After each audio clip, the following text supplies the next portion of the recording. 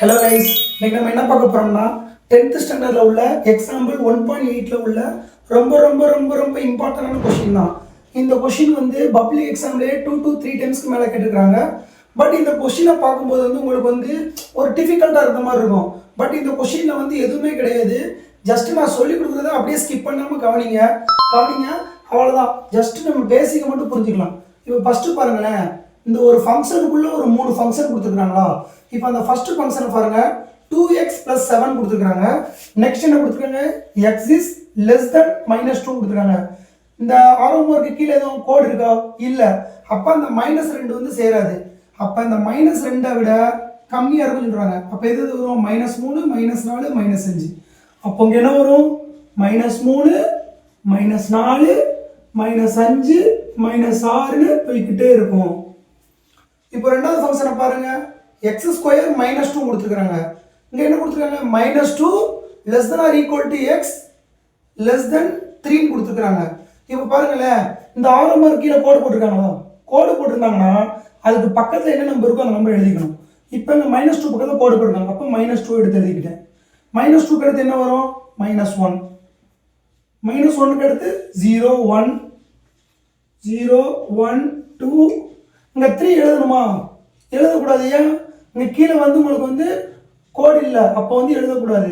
அப்போது ஜஸ்ட் -2 -1 0 1 2 அப்படின்னு முடிச்சுக்கணும். இப்போ நெக்ஸ்ட் ஃபங்க்ஷன் பாருங்க, 3x -2 x is greater than or equal to 3 கொடுத்துருக்காங்க. அப்போது 3 கீழே கோடு வந்ததுனால அப்போ 3 எழுதணும், 3 விட அதிகமாக எழுதணும். அப்போ 3 4 5 6 7. அப்போது 3 4 5 6 7 அப்படின்னு எழுதிக்கணும். இப்போ இது எதுக்காக கண்டுபிடிச்சிருக்கோம்னா, இப்போ ஃபர்ஸ்ட் சம்மில் பாருங்களேன், f(4) இருக்கா. அப்போ இந்த 4 வந்து எந்த ஃபங்க்ஷனில் இருக்கு? 4 வந்து இந்த ஃபங்க்ஷனில் இருக்கு. அப்போது அந்த f(4) வந்து இந்த எக்ஸுக்கு பதிலாக இந்த 4 வந்து இந்த ஃபங்க்ஷனில் அப்ளை பண்ணணும் அப்படின்னு வரும். இப்போ உங்களுக்கு கொஞ்சம் புரிஞ்சிருக்காது, கொஞ்சம் குழப்பமாக இருக்கும். கணக்கை நீங்கள் ஸ்டெப் பை ஸ்டெப்பாக பாருங்கள், கண்டிப்பாக உங்களுக்கு வந்து புரியும். இப்போ பாருங்களேன், ஃபர்ஸ்ட் ஸ்டெப் என்ன இருக்கு? f(4) இருக்கு. அந்த f(4) வந்து எந்த ஃபங்க்ஷனில் இருக்கு? f(4) வந்து இந்த ஃபங்க்ஷனில் இருக்கு. அப்போ f(x) = 3x - 2 இருக்கு. இப்போ இங்க உங்களுக்கு x க்கு பதிலா என்ன போடணும்? 4ன்னு போடணும். அப்போ f(4)ன்னு போடுங்க. x எந்த இடத்துல வருதோ அந்த இடத்துல நீங்க என்ன பண்ணணும்? 4ன்னு போடணும். அப்போ 3 × 4 - 2. அப்போ 3 × 4 என்ன? 12. 12 - 2. அப்போ ஆன்சர் என்ன வரும்? 10. அப்போ f(4) வேல்யூ என்னது? 10. இதுதான் உங்களுடைய ஃபர்ஸ்ட் கொஸ்டினோட ஆன்சர். இப்போ ரெண்டாவது கொஸ்டின் பாருங்க, நீங்களே சொல்லுங்க பார்ப்போம். ரெண்டாவது கொஸ்டின் இருக்கு, f(-2) இருக்கு. இப்போ நீங்க பாருங்களேன், f(-2) இந்த ஃபங்க்ஷன்ல f(-2) எங்க இருக்குது? இந்த இடத்துல இருக்குது. அப்போ ஃபங்க்ஷன் செகண்ட் தான் இதோட இது. அப்போ f(x) = x² - 2. இப்போ x ஓட வேல்யூ என்னது? -2. அப்போ f(-2) = -2 2 -2. அப்போ -2 என்னது? 4 -2.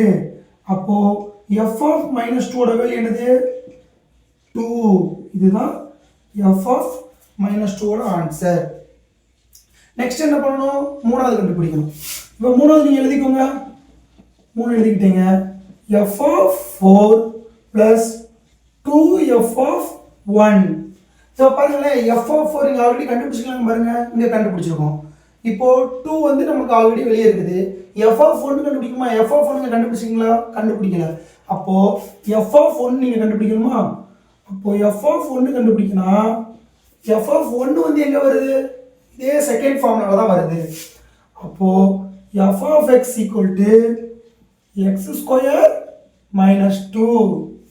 அப்போ x க்கு பதிலா என்ன போடணும்? 1 போடணும். f(1) = 1² - 2. அப்போ f(1) = 1² வேல்யூ என்னது? 1 தான். 1 எத்தனை டைம் ஸ்கொயர் பண்ணா என்ன வரும்? 1 தான் வரும். 1 மைனஸ் 2. அப்போ f of 1 வேல்யூ என்னது -1. இப்போ நம்ம f of 1 கண்டுபிடிச்சாச்சு.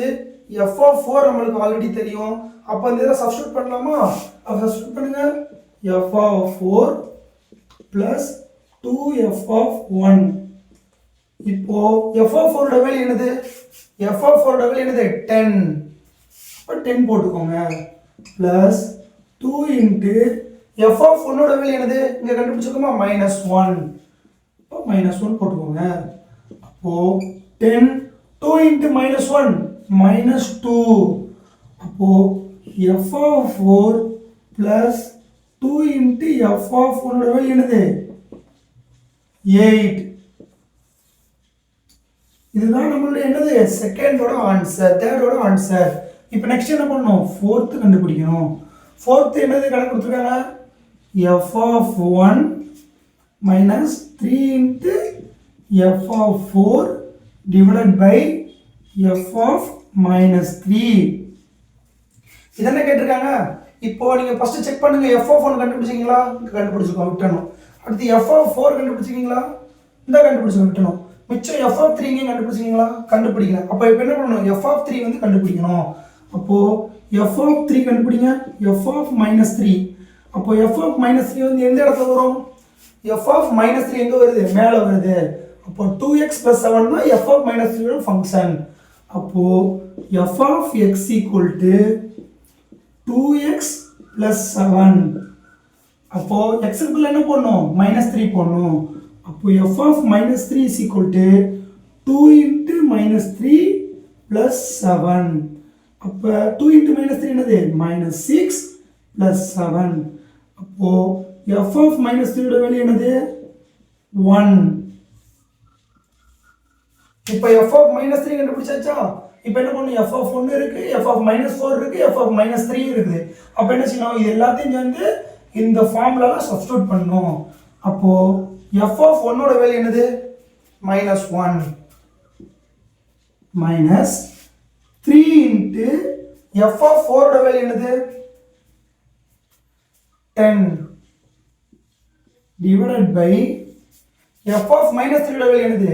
இங்க கண்டுபிடிச்சுக்கோம்ல 1. அப்போ -1 minus 3 into 10 எவ்வளோ? 10 into 3 10 into 3 எத்தனை? 30 டிவைட் பை 1. அதாவது நம்மளுக்கு டினாமினேட்டர் கீழே பகுதியில் வந்து 1 வந்தாலும் வரலனாலும் ஓகே தான். ஸோ இப்போ ஆன்சர் என்ன வரும்? -31. இதுதான் f of 1 minus 3 into f of 4 divided by f of -3 is equal to 1 minus 31. இதுதான் இதோட ஆன்சர்.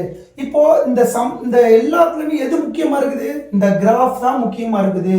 ஸோ இந்த கிராஃப் மட்டும் நீங்க நல்லா அண்டர்ஸ்டாண்ட் பண்ணிக்கோங்க. ஒண்ணுமே இல்லை. ஃபர்ஸ்ட் பாருங்க. இப்போ ஃபர்ஸ்ட் ஃபங்க்ஷன்ல 2x + 7 இருக்கு, x less than or less than -2 இருக்கு. இப்போ என்னன்னா கீழே இங்க கோடு வந்திருக்கா? -2 பக்கத்துல இந்த இதுல கோடு வரல. அப்ப -2 சேர்க்கக்கூடாது. -2க்கு முன்னாடி உள்ள எல்லாத்தையும் எழுதிக்கணும். அப்ப -2 எடுத்துட்டு -2க்கு மிச்சம் உள்ள எல்லாத்தையும் எடுத்துக்கணும். அடுத்து என்ன கொடுத்துருக்காங்க? -2 less than or equal to x less than 3 கொடுத்துருக்காங்க. அப்போ இங்க -2 பக்கத்துல கோடு வந்திருக்கா? அப்போ கோடு வந்திருக்கா? அப்ப என்ன செய்யணும்? -2 படுத்தி எழுதிக்கணும். -2க்கு அடுத்து என்ன வரும்? -1 வரும். -1 போட்டாச்சு. அதுக்கு அடுத்து 0 வரும். 0 போட்டாச்சு. 1 வரும். 1 போட்டாச்சு. 2 வரும். 2 போட்டாச்சு. 3 போடணுமா? போடக்கூடாது. ஏன் போடக்கூடாது? இங்க வந்து உங்களுக்கு வந்து கீழே என்ன இல்லை? அண்டர்லைன் இல்லை, கோடு இல்லை. அப்ப 3 போடக்கூடாது. நெக்ஸ்ட் ஃபங்க்ஷன் என்ன கொடுத்துருக்காங்க? 3x - 2 கொடுத்துருக்காங்க. x greater than or equal to 3 கொடுத்துருக்காங்க. அப்போ 3 எழுதணுமா எழுதக்கூடாதா? எழுதணும். ஏன் எழுதணும்? இங்க வந்து உங்களுக்கு என்ன கொடுத்துருக்காங்க? அண்டர்லைன் போட்டிருக்காங்க, கோடு போட்டிருக்காங்க. அப்ப என்ன வரும்? 3 4 5 6 7. இப்போ இந்த கான்செப்ட் புரிஞ்சுச்சுன்னா இந்த கணக்கு யாருனாலும் சால்வ் பண்ணலாம். இப்போ புரியுதா கைஸ்? இவ்வளவுதான் நம்மளுக்கு கணக்கு.